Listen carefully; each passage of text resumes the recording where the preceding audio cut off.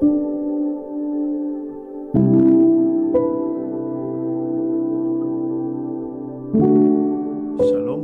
bonjour, bonsoir, que la paix, la joie et la bénédiction de l'Éternel soient votre partage de partout où vous êtes connectés pour prier encore avec nous ce soir.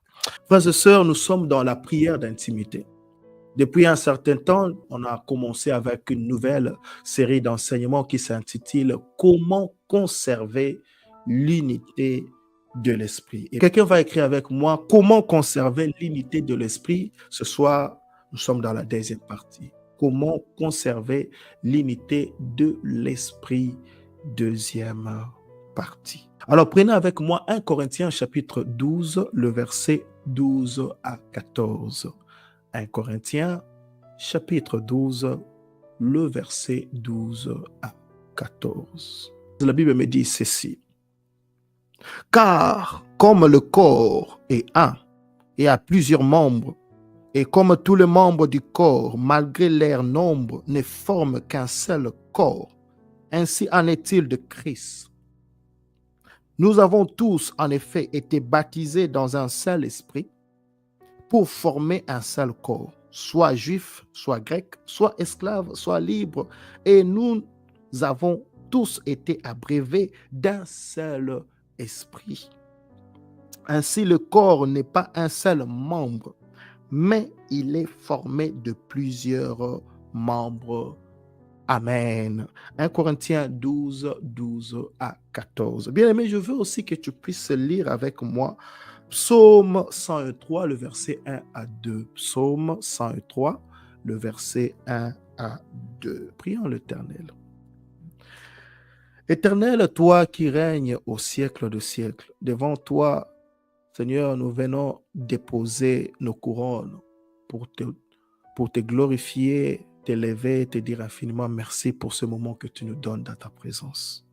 Yahweh, je prie afin que tu puisses répandre ta puissance à travers cette parole pour toucher, éclairer et rapprocher nos esprits dans cette unité d'avec toi au nom de Jésus-Christ. Père, que la puissance de ta parole, que la puissance de ton nom se propage et se manifeste au milieu de nous. Je prie au nom de Jésus.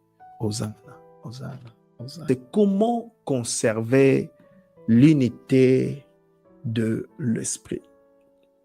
La semaine passée, lorsqu'on a commencé avec ce sujet, bien aimé, je énumérais le point essentiel qui était de nous aider à comprendre, bien aimé, c'est quoi conserver, comment on doit conserver, et ça commence déjà où? Et j'avais dit, bien aimé, lorsqu'on dit comment conserver, tu ne peux pas aller conserver quelque chose que tu n'as pas. On ne peut que conserver quelque chose qu'on a la possession. Et tu ne peux pas aller conserver quelque chose que tu ne comprends pas. Parce que ça va te troubler, tu vas te perdre, peut-être que tu vas détruire cette chose-là.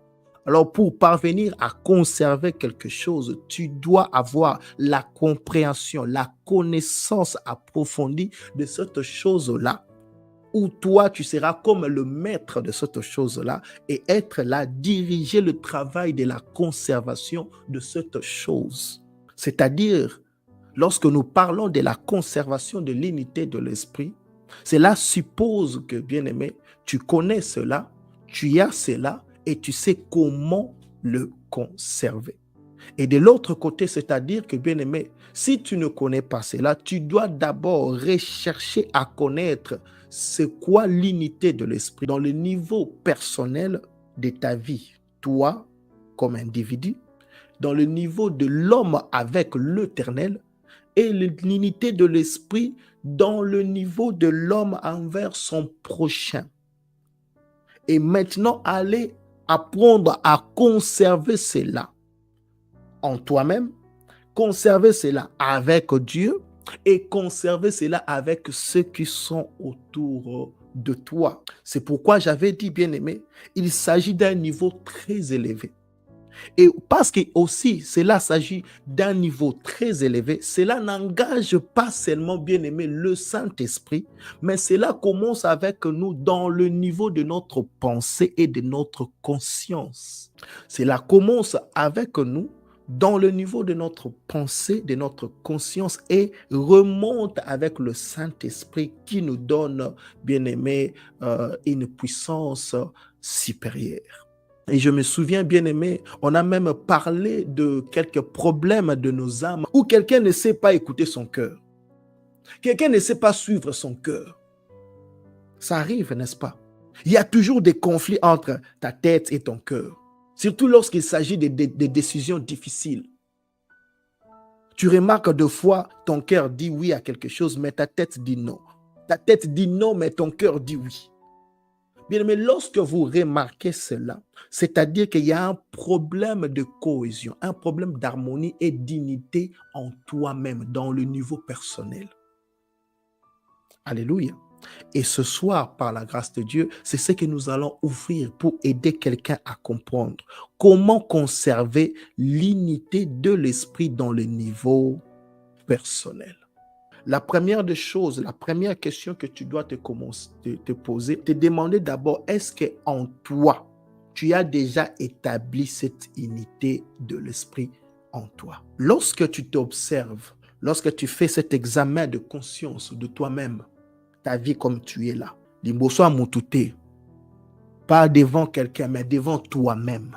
Quand tu commences à t'observer, faire cet examen de conscience, ta vie physique, ta vie sociale, ta vie émotionnelle, ta vie spirituelle, où est-ce que tu te situes? Où est-ce que tu te vois? Est-ce que ta vie spirituelle et ta vie émotionnelle marchent de pair ou pas? Ta vie spirituelle, ta vie sociale, est-ce que ça marche de pair ou pas? Où sont les points de divergence et de convergence? Où est-ce que ça marche, où est-ce que ça ne marche pas? Ta vie sociale est là, ta vie spirituelle est là. C'est là où il faut commencer. La Bible nous fait voir déjà que deux personnes ne peuvent pas marcher ensemble s'ils ne s'entendent pas. Nous parlons de la conservation de l'unité de l'esprit en toi personnellement. Et j'ai dit, pour conserver cela, il faut être sûr que tu l'as déjà établi. D'où si tu ne l'as pas encore établi, il faut aller apprendre à établir cela. Or, pour apprendre à établir cela, ou commencer à établir l'unité de l'esprit, bien aimé, quelqu'un doit revoir son corps, son âme et son esprit.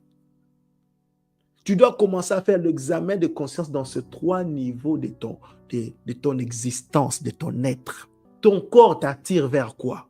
Et ton esprit, ton âme t'attire vers quoi? Parce que si ton corps ne sait pas obéir à ton âme ou à ton esprit, c'est-à-dire que bien aimé, il y a des conflits intérieurs. Et aussi, c'est-à-dire qu'il n'y a pas d'harmonie. S'il n'y a pas d'harmonie, il n'y a pas d'unité. Amen. Parce que ton corps ne peut pas dire, ou bien ta pensée ne peut pas dire oui à quelque chose, ou bien et là où ton âme dit non. Ou bien ton cœur dit oui, mais ta pensée, ta bouche dit non. À tout moment que tu remarques cela, c'est qu'il y a un problème. Dans ta vie physique, tu sais prier, mais quand tu rêves, tu vois que tu ne sais jamais prier dans tes rêves. Est-ce que quelqu'un comprend? Je donne des exemples pour aider quelqu'un à comprendre lorsqu'il n'y a pas l'unité dans toi-même. Et aussi, je veux ouvrir cette parenthèse pour déjà dire que, bien aimé, on commence avec l'unité personnelle parce que s'il n'y a pas d'unité personnelle, tu ne sauras pas établir l'unité avec Dieu. C'est difficile. Et encore moins avec les autres. Parce qu'on ne donne que ce qu'on a. Chaque dimanche, chaque semaine, tu te forces à prier. Mais lorsque tu es en train de rêver, plus souvent tes rêves sont sombres. Tu ne sais pas retenir tes rêves. Des fois même, tu dis que moi, je ne rêve pas. Amen. Bien-aimé, tout être humain doit rêver. Ça, c'est quelque chose que l'Éternel nous a enseigné. Si tu ne rêves pas, ce n'est pas normal et ce n'est pas une bonne chose. De la manière dont l'Éternel nous a créés, avec tout ce que l'Éternel a déposé sur nous, tu dois être capable de rêver parce que tu as une âme vivante. Mais si tu ne parviens pas à rêver, ou encore tu ne parviens pas à retenir tes rêves, c'est-à-dire que, bien-aimé, quelque part, il y a des barrières qui ne permettent pas à ton âme et à ta pensée de travailler ensemble. Ou encore, ne permet pas à ton esprit et à ton âme et encore à ta pensée, ton intelligence de travailler ensemble. C'est-à-dire qu'il y a des problèmes quelque part. Lorsqu'il s'agit de prier la nuit, toi, tu as toujours des problèmes. Lorsque je dis la nuit, c'est-à-dire que quelque chose qui commence déjà à partir de 23h jusqu'au-delà. Tu ne sais pas te concentrer la nuit pour prier seul. C'est-à-dire aussi que tu as des problèmes. Dans tes rêves, tu vois toujours que tu es dans une position de souffrance. Tu es dans une position où tu es menacé. C'est-à-dire aussi que tu as encore des problèmes. Tes rêves sont plus souvent sombres et tu oublies facilement tes rêves. Je dis bien facilement, tu oublies facilement. Tu peux rêver, mais aussitôt tu ouvres seulement tes yeux, tout est parti. C'est-à-dire que tu as encore de problèmes dans ton intérieur. Tu as encore des problèmes, peut-être des sérieux problèmes entre ton esprit, ton âme et ton corps. Ainsi, bien-aimé, lorsque nous disons comment conserver l'unité de l'esprit dans le niveau personnel, tu dois te rassurer que tu sais comment établir cette unité-là et ainsi de deux, tu sauras comment le conserver. Si tu n'as pas encore établi, si tu remarques, et déjà avec des exemples que je viens de donner, tu sais que tu te retrouves dans des choses pareilles. Ou aussi, je dois encore donner un autre exemple, bien aimé, tu as un péché qui se répète de plus souvent dans ta vie. Un péché que tu ne sais pas abandonner. Mais tu sais que ça là, c'est un péché. Mais jusqu'aujourd'hui, tu n'as pas encore trouvé la force d'abandonner cela. C'est-à-dire aussi que tu as un problème. Alléluia. Il y a beaucoup d'exemples que je peux donner. Quelqu'un doit apprendre à établir cette unité et à conserver cette unité. Pour établir l'unité et être capable de conserver l'unité, quelqu'un doit commencer d'abord à rechercher ces trois choses que je vais citer. Ou à faire une investigation pour comprendre si ces trois choses sont stables en toi.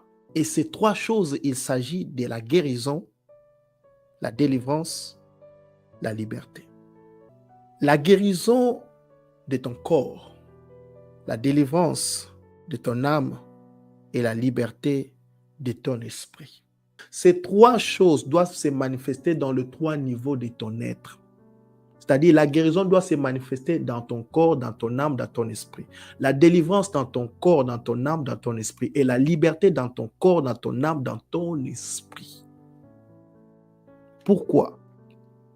Parce que cela, bien-aimé, va te permettre de détruire les conflits intérieurs. Les conflits intérieurs, ce sont des choses qui sont produites plus souvent par le péché. Ce sont des choses qui sont causées plus souvent par le désir, plaisir de la chair. Vous le savez bien aimé, dans le livre de Galates, la Bible nous fait voir que le plaisir de la chair et de l'esprit sont tellement opposés.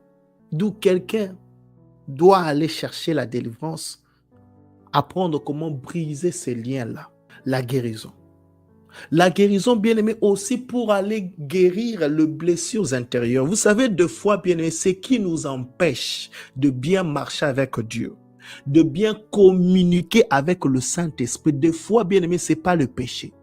C'est seulement des blessures intérieures. Ozokana motema tellement mingi. Que bien aimé, ta onyo so kende na mabolongo na sepo bonde la. Bamakambwani banzo zonga zonga. Tu as tellement plein de mauvais souvenirs dans ton cœur. plein de mauvais souvenirs dans ton âme.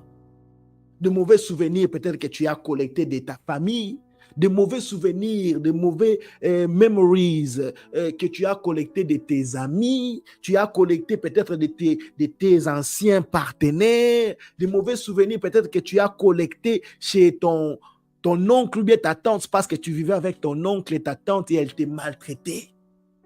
Et cela est resté dans ton cœur. Tu as tellement de listes de mauvais souvenirs. Et d'autres de blessures intérieures sont là. Pourquoi? Parce que tu es quelqu'un de discipliné. Et lorsque tu fais des erreurs, ça te dérange tellement que tu ne sais pas te pardonner toi-même. Tu ne sais pas te pardonner toi-même lorsque tu fais des erreurs. Et ça, mon frère, ça, ma soeur, maman, ça crée des conflits intérieurs, ça crée des blessures intérieures, ça crée des barrières. Ça devient des barrières entre toi et ton âme et ta pensée. Ça devient des barrières entre toi et le Saint-Esprit, entre toi et ton Dieu. Ça deviendra même des barrières entre toi et ton mari, ou bien des barrières entre toi et ta femme, ou bien des barrières même entre toi et tes enfants, ou bien tes amis. Il faut enlever cela, il faut briser cela. Il faut renoncer à cela, à tout prix. À tout prix, mon frère, ma soeur. Parce que ça te causera beaucoup de tort. Si tu continues à garder cela dans ton cœur, cela ne t'apportera jamais du bien. Est-ce que tu comprends? Parce qu'à tout moment, tu commenceras à rappeler quelqu'un cela. Comme si c'est leur faute. Oh, ce n'est même pas leur faute. Est-ce que quelqu'un est là avec moi? Et ça ne va jamais t'aider à établir l'unité et à conserver l'unité de l'esprit avec toi-même et avec Dieu. Mais au contraire, ça deviendra une porte que l'ennemi va continuellement utiliser pour te faire tomber. Je dis bien, ça deviendra une porte, une pierre d'achoppement que l'ennemi va continuellement utiliser parce qu'il sait qu'ici, c'est ta faiblesse. Nos âmes bien-aimées ne sont pas seulement des banques de données. Ton âme bien-aimée, c'est toi, mais dans une autre dimension. J'ai dit ton âme, c'est toi, dans une autre dimension, dans un autre degré. Ton âme, c'est toi. Pour, bien-aimé, établir l'unité de l'esprit, la première des choses que tu dois apprendre à faire, c'est apprendre à parler à ton âme. Vous avez toutes ces choses que je viens de citer, les conflits intérieurs, le péché chéri, les blessures intérieures, le mal qui revient plus souvent, la porte que l'ennemi utilise plus souvent, bien-aimé, les faiblesses que l'ennemi utilise plus souvent pour t'attaquer, pour te dérouter, pour te faire tomber. Bien-aimé, vous savez, tout cela peut se résoudre seulement si tu sais déjà parler à ton âme. Pourquoi? Parce que l'âme, c'est ta dimension où tu as besoin plus d'instructions. C'est une dimension de l'homme qui a toujours besoin d'un guide. Est-ce que quelqu'un comprend? J'ai dit, l'âme, c'est un degré, c'est un niveau, une dimension de l'homme qui a toujours besoin d'un guide.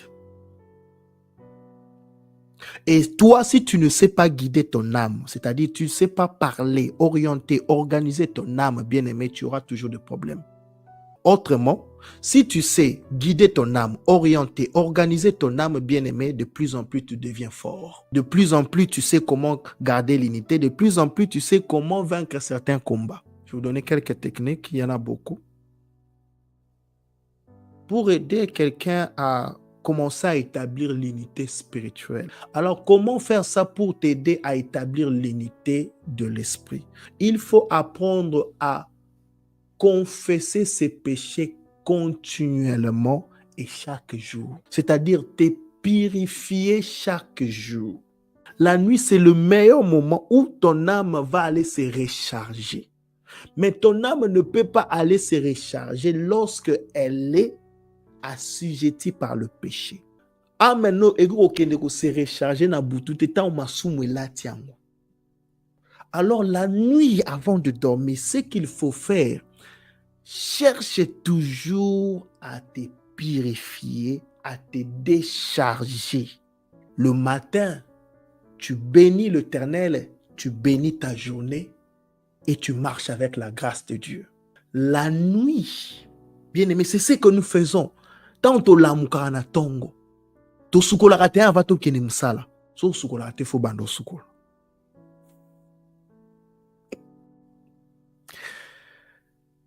Na tongo, avo kene msala sukoli. To sukolaka. Amen, au sukoli avo bima. Tu te laves le matin avant de sortir, n'est-ce pas? On le fait tous. Et il faut toujours le faire. Si tu ne le fais pas, j'insiste encore, il faut le faire. Amen. Il faut le faire. Tu te laves le matin. Quand tu te laves le matin, considère ces moments-là comme le moment de bénédiction, pas seulement de ton corps, mais de ton âme et de ton esprit. Commence à faire ça et à devenir conscient de cela.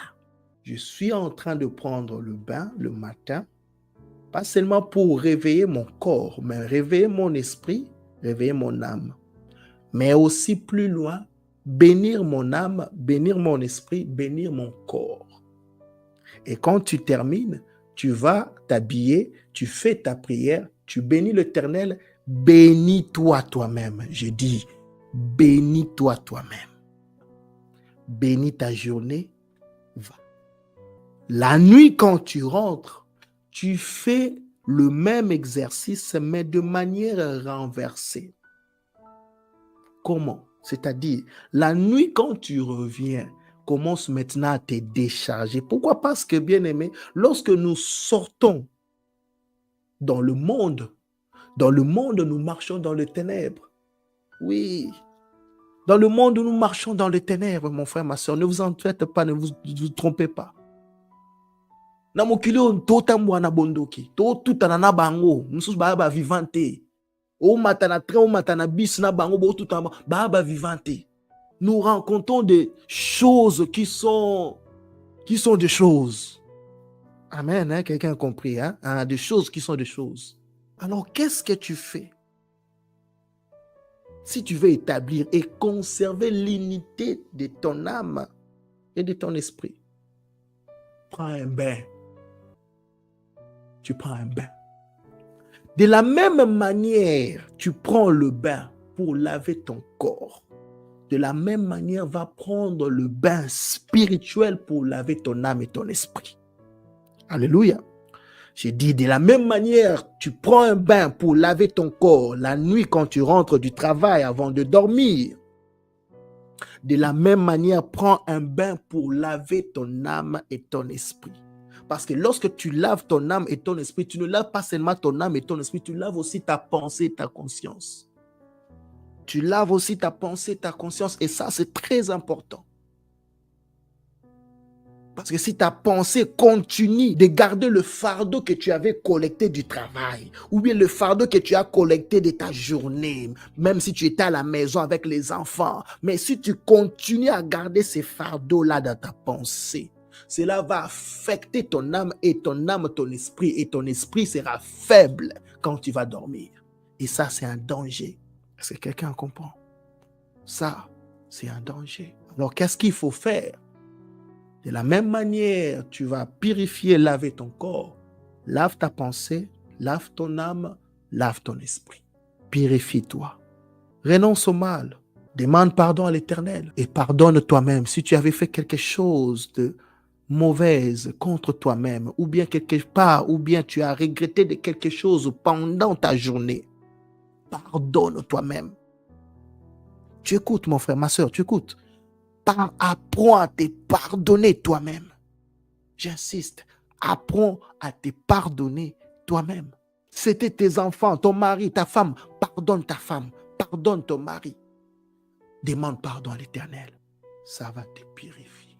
Là, tu apprends déjà à établir et à garder l'unité de ton esprit. Après, quand tu termines encore, parle à ton âme. J'ai dit, Tu parles à Dieu, oui, mais parle à ton âme. David dit ceci. Et David est en train de parler, non à Dieu, mais David est en train de parler à son âme. C'est quelqu'un qui comprend. David parle à son âme, il dit ceci. Mon âme bénit l'Éternel. Il lui donne des ordres. Tu vas te rappeler que j'avais dit, l'âme, c'est la partie de l'homme qui a besoin d'un guide. Et David, ici, joue le rôle de guide et d'instructeur de son âme. Il dit ceci. Mon âme bénit l'Éternel. Il lui donne des ordres. Il lui dit ce qu'il doit faire. Bénis l'Éternel. Que tout ce qui est en moi bénisse son sein. Non, mon âme, il répète encore, bénis l'Éternel.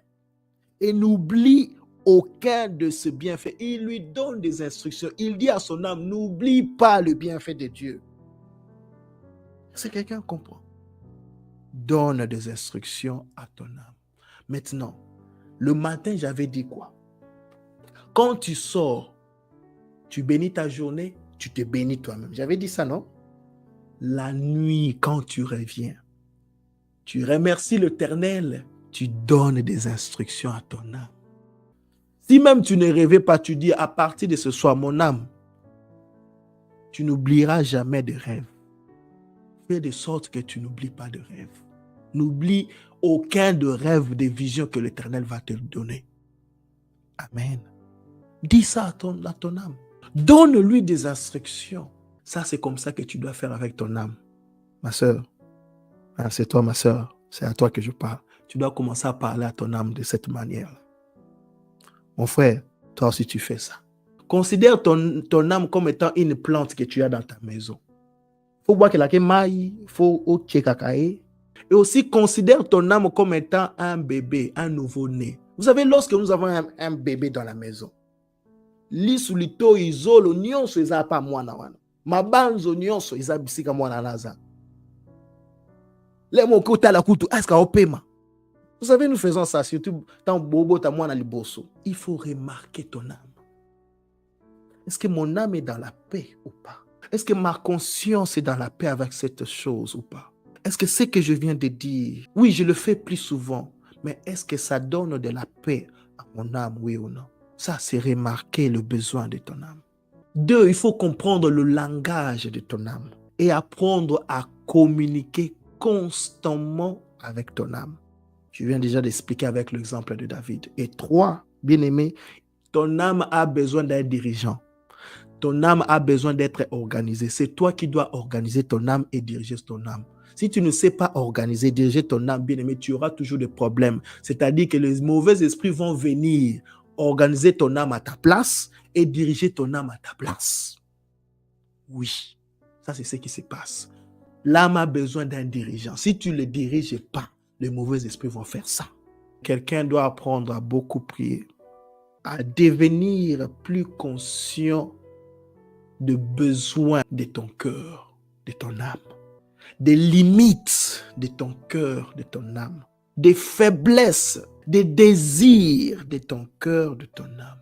J'ai prié que l'Éternel puisse t'aider dans ta foi, que cette parole puisse commencer à éclairer ton âme, ton esprit, ta pensée, et que toi, tu puisses voir la gloire de l'Éternel, être guéri, être délivré et être libéré au nom de Jésus. Hosanna, que l'Éternel, mon Dieu, vous bénisse. Alors tu vas prier avec moi. Tu dis, Éternel, apprends-moi à établir l'unité de l'esprit avec moi-même. Apprends-moi à établir l'unité de l'esprit avec toi. Bien-aimé, commence à prier avec moi au nom de Jésus. Que ce soit des barrières de péché, des doutes, des hontes, des haines, d'impureté, des esprits mauvais. Yahweh, enlève ça. Je ne veux pas de barrières dans mon âme, dans mon esprit, dans ma pensée. Je ne veux pas de ces barrières, Père, qui ne me permettent pas d'être en unité avec toi. Oh Yahweh, enlève ça. Bien-aimé, prie encore avec ton cœur au nom de Jésus. Éternel roi de rois, créateur de toutes choses. Yahweh, je suis ici avec ton peuple. Recherchant comment établir l'unité de l'esprit avec nous-mêmes pour être capable d'établir cela avec toi. Seigneur, tu connais nos faiblesses. Mais dans ton amour, tu nous donnes toujours tes directives, ta parole. Et moi, je prie à cause de cette parole, que la grâce qui vient surabonder là où le péché avait abondé puisse localiser tout un chacun d'eux. Que la grâce, Seigneur, qui nous purifie de toute iniquité, qui vient briser le barrière d'impureté, du péché des esprits mauvais en nous, que cette puissance, cette grâce puisse toucher tout un chacun d'eux. Yahweh, je prie pour leurs âmes, je prie pour leur foi, je prie enfin qu'ils puissent être guéris, délivrés et libérés. Yahweh, je prie enfin qu'ils puissent être guéris, délivrés, libérés. Éternel des armées, je prie enfin qu'ils puissent être guéris, délivrés et libérés. C'est pourquoi j'implore ta grâce, j'implore ta miséricorde, j'implore ta puissance. J'implore ta grâce, j'implore ta miséricorde, j'implore ta puissance. Oh Yahweh, j'appelle à ta grâce, à ta miséricorde, ta puissance sur tout à chacun de au nom de Jésus.